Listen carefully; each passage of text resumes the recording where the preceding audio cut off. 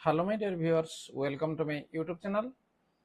आमर ओटीटी 2026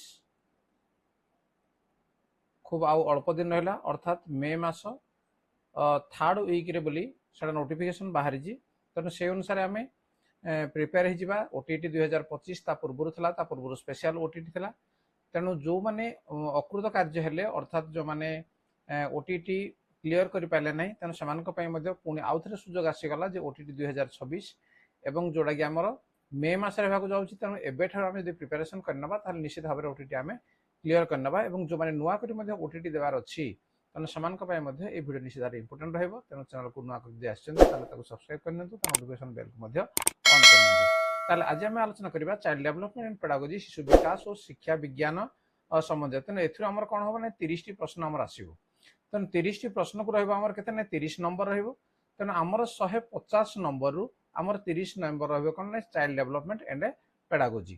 तेणु आम भल भाव देखी ना और निजक से अनुसार प्रस्तुत करना। जो मैंने प्रस्तुत करते से असफल होती तेणु से देखी ना दरकार। ताल ठीक अच्छे आस आरंभ करवा चाइल्ड डेवलपमेंट एंड पेडागोजी। तेणु प्रतिदिन किसी क्वेश्चन को आम आलोचना करने। नंबर 1 प्रश्न को देखा जे को भाया प्रश्न आमर आसूजी केउटी पर्यवेक्षण एक साधन नुहे। पर्यवेक्षण साधन नुहे कृति परीक्षण निर्धारण मापनी तनखी तालिका व्यक्तित्व विवरण नथी। तेणु या भितर हूँ आमर जे कृति परीक्षण यहाँ हूँ पर्यवेक्षण एक साधन नुहे। तापर नंबर 2 यही परीक्षण को बारंबार परीक्षा करागले जदि समान लब्धांक दिए। एक परीक्षण को बारंबार परीक्षा करागले जदि समान लब्धांक दिए ताहले परीक्षण टीर कौन अच्छी कह जाए वैधता व्यावहारिकता विश्वसनीयता अनुमानिकता। ताले या कह तार विश्वसनीयता बोली कहबा। आम कृति परीक्षण रे केउ प्रकार वैधता अत्यंत गुरुत्वपूर्ण। ठीक अच्छे कृति परीक्षण रे केउ प्रकार वैधता अत्यंत गुरुत्वपूर्ण गठन वैधता विषय वस्तु वैधता पूर्वानुमित वैधता समवर्ती वैधता। तेणु या देखा विषय वस्तु वैधता तेणु ये हूँ अत्यंत गुरुत्वपूर्ण। निम्नलिखित लब्धांक गुड़िकर मध्यमा केते। ठीक अच्छे एटी जो अच्छे आमर 3 5 4 9 8 या कौन करवा सजईदेवा सान रु बड़ क्रम कौन हम 3 4 5 8 9। तेणु या भितर जी मझे रहा सी हूँ आमर मध्यमा। तेणु 5 हूँ मध्यमा अर्थात सी हूँ आमर सठिक उत्तर। नेक्स्ट नंबर 5 वंशानुगुण कहले कौन बुझ। जन्म समय पिला पाखरे गुणावली जीवन सारा पिलाटी ग्रहण करथिबा गुणावली परिवेश रु मिलिथिबा गुणावली शिक्षण रु मिलिथिबा गुणावली। तार सठिक उत्तर ला कौन जे जन्म समय पिला पाखरे थिबा गुणावली ताको आमे वंशानुगुण बोली कहि थाउ। नेक्स्ट नंबर 6 निम्नोक्त केउटी मनुष्यर विकास को प्रभावित करुथिबा परिवेश अंतर्गत एक कारक नुहे। अर्थनैतिक राजनीतिक नैतिक वंशगत। जदि आम देखा तार कौट आसो ना वंशगत। ठीक अच्छे मनुष्यर विकास को प्रभावित करुथिबा परिवेश अंतर्गत ये कारक नुहे कौड़ा वंशगत। नेक्स्ट नंबर 7 प्राक कैशोरावस्था आनुमानिक बयसर परिसर केते।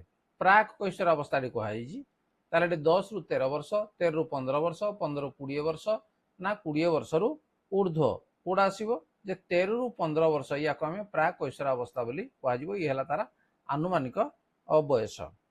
नेक्स्ट नंबर 8 जन्मर परवर्ती अवस्था स्नायविक विकास स्नायुकोश कौन घटी थाए। जन्म पर नूतन कोषर गठन जन्म समय अपरिपक्व कोषर विकास घटी थाए जन्म रु 3 वर्ष पर्यंत नूतन कोष सृष्टि हुए जन्म रु 6 वर्ष पर्यंत नूतन कोष सृष्टि हुए। ताले यार सठिक उत्तर कौन आसो जन्म समय अपरिपक्व कोषर विकास घटी थाए। 9 ग्यासेलेंकर मतानुसारे निम्नोक्त केउटी शैशवावस्था एक आचरण नुहे। जे क्वेश्चन आम जो आलोचना करुले ये आम कौन ना 2024 ओटीटी।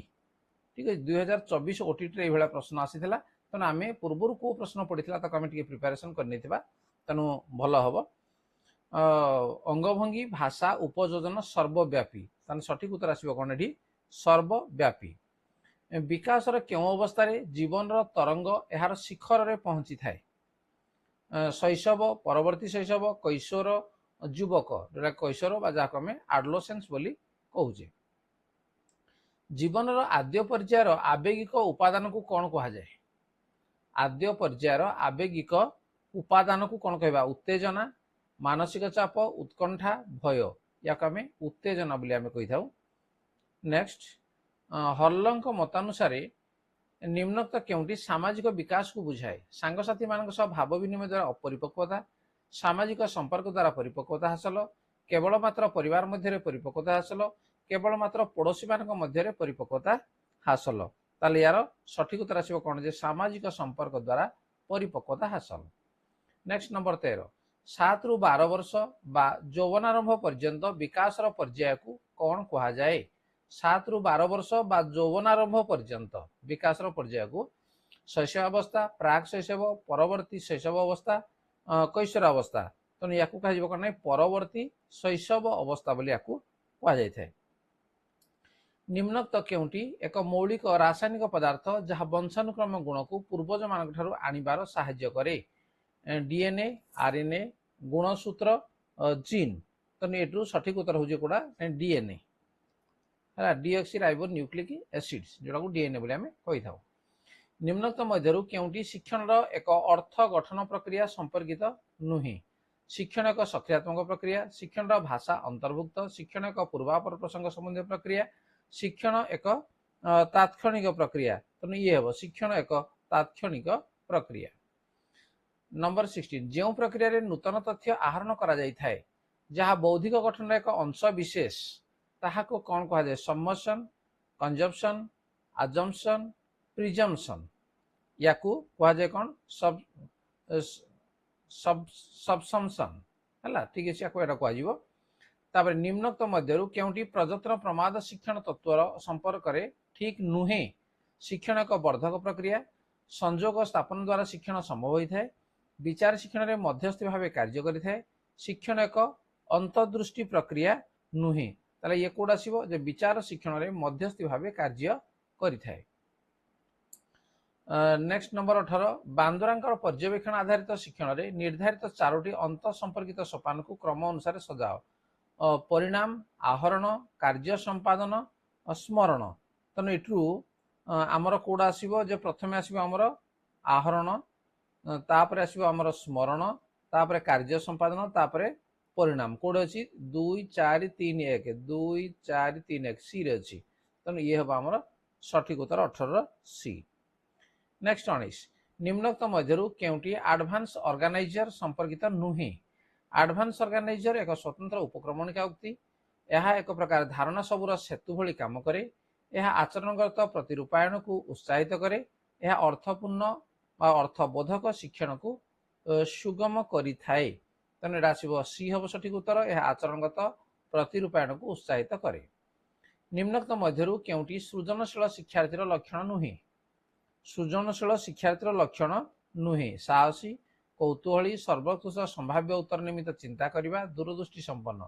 ये सीट आसो जे सर्वकृष संभाव्य उत्तर निमित्त चिंता करने ये शिक्षार्थीर लक्षण नुहे सृजनशील शिक्षार्थीर। नंबर 21, निम्नोक्त मध्यरु केउंटी शिक्षण बाधित शिक्षार्थी एक आचरणगत सूचांक नुहे? स्पष्ट भाव चिंता करिपरिबा, शीघ्र क्लांति अनुभव करवा, पढ़िया बेले किछि धाड़ी डेइजिबा, कथारे और कार्य उत्तेजित आचरण प्रदर्शन करवा। तेणु ये कौन जे स्पष्ट भाव चिंता करिपरिबा ये तांकर आचरणगत सूचांक से नुहे। नेक्स्ट नंबर 22, शिक्षण एक सामाजिक क्रिया भाव विश्वास करे जे समस्या समाधान निमित्त कथन को व्यवहार करिपरिबा, संस्कृति शिशुर विकास निमित्त बौद्धिक साधन रूपे कार्य करिथाए, सामाजिक पारस्परिक क्रिया द्वारा मानसिक विकास संभव होता है, व्यक्ति ही धारणार उत्स। आसो कौटा? सामाजिक पारस्परिक क्रिया द्वारा मानसिक विकास संभव होता है। नेक्स्ट नंबर 23, स्पष्ट कथन रे असुविधा देखा जाउथिबा शिशु मान को कौन कहा जाय? माने स्पष्ट भाव में ए कथा कहि पारंती नहीं, ताको डिस्लेक्सिया, डिस्ग्राफिया, डिस्फासिया, आप्राक्सिया। तेणु या कह कौन जे डिस्फासिया बोली ताको कहा जाय थाए। विद्यालय रे विभिन्न प्रकार कार्य माध्यम रे पिला माने आहरण करुथिबा सामग्रिक अनुभूति को प्रकाश करिया पई निम्नोक्त केउ शब्दटी व्यवहार करा जाय थाए? विभिन्न प्रकार कार्य माध्यम रे पिला माने आहरण करुथिबा सामग्रिक अनुभूति, ठीक अछि। ता कह कौन जे ये पाठ्यक्रम, विषय वस्तु, पाठटिका, पाठ्य खसड़ा ताको आमे पाठ्यक्रम बा करिकुलम बोली ताको आमे कही था। निम्नोक्त मध्यरु केउटी अनुसूचित जाति आदिवासी पिलांक शिक्षा पई संशोधित जातीय शिक्षा नीति 1992 रे एक कार्यपंथा रूपे ग्रहण करा जाय नाही। एट्रु से कहूँ समस्त शिक्षा स्तर अनुसूचित जाति आदिवासी एवं अण अनुसूचित जाति आदिवासी शिक्षा विकास रे समानता रक्षा करिबा, विद्यालय 100% अनुसूचित जाति आदिवासी पिलांकर नाम लेखेबा सुनिश्चित करिबा और सफलतार सह प्राथमिक शिक्षा संपूर्ण करिबा।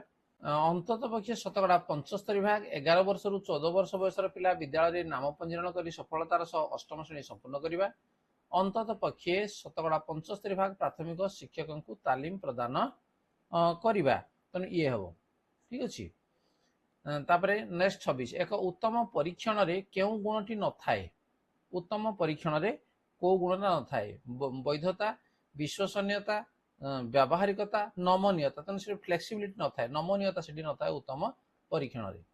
निम्नोक्त पद्धति रे केउटी अन्य तीनोटी पद्धति ठारू भिन्न आलोचना केंद्रिक, शिक्षक केंद्रिक, शिक्षार्थी केंद्रिक, शिक्षण केंद्रिक सब गुड तो गोटे प्रकार हम। तेणु ये हम आमर अलग शिक्षक केंद्रिक जोड़ा शिक्षक द्वारा ही परिचालित। निम्नोक्त मध्यरु केउटी शिक्षार्थी केंद्रिक पद्धति अटे आलोचना, निदर्शन, वर्णना, प्रकल्प। तेणु या देखा प्रकल्प ये हूँ आमर शिक्षार्थी केंद्रिक पद्धति। निम्नलिखित मध्यरु शिक्षार्थी केंद्रिक पाठ्यक्रम रे कहार गुरुत्व शिक्षार्थी केंद्रिक शिक्षार्थी हूँ आमर गुरुत्व शिक्षक, शिशु, विषय वस्तु, परिवेश। तेणु शिशु यार गुरुत्व हूँ अधिक। नेक्स्ट नंबर 30 केउ गुड़िक केवल दृश्य उपकरण जोड़ा आम खाली देखुचे कलापटा, चार्ट, फ्लैश कार्ड। कलापटा रेडियो टेलीविजन, रेडियो तो आम शुणुचे, टेलीविजन आम देखी पारुचे, शुणी पारुचे। कलापटा रेडियो खबर कागज, तेणु रेडियो ये हम ना। तापर कलापटा टेप रेकर्डर रेखाचित्र ये भी हम ना, तेणु कौट आसो ना एड आसो कलापटा, चार्ट आउ फ्लैश कार्ड। तेणु यही भाव में आमर चाइल्ड डेवलपमेंट एंड पेडागोजी 30 प्रश्न आमर आसो एवं जोड़ा कि 2024 ओटी ट्रेड आमर आसीथिला। तेणु बर्तमान 2026 तेणु से अनुसार निजक आम प्रिपेरेसन करने आज जदि आम ओटीटी क्लियर करने चाहते एवं जदि आप टीचरशिप लाइन में जावाई चाहते निश्चित भाव में वीडियो आपण मानी। तेणु वीडियो यदि भल लगे ताको लाइक कमेंट शेयर करूँ और यदि चैनल को सब्सक्राइब करनी नोटिफिकेशन बेल को ऑन कर देखा परवर्ती वीडियो पुणी से आम ओडिया, इंग्राजी, गणित तेणु सबकि आम ता भितर आलोचना करवा। ठीक अच्छे आज धन्यवाद। Bye bye.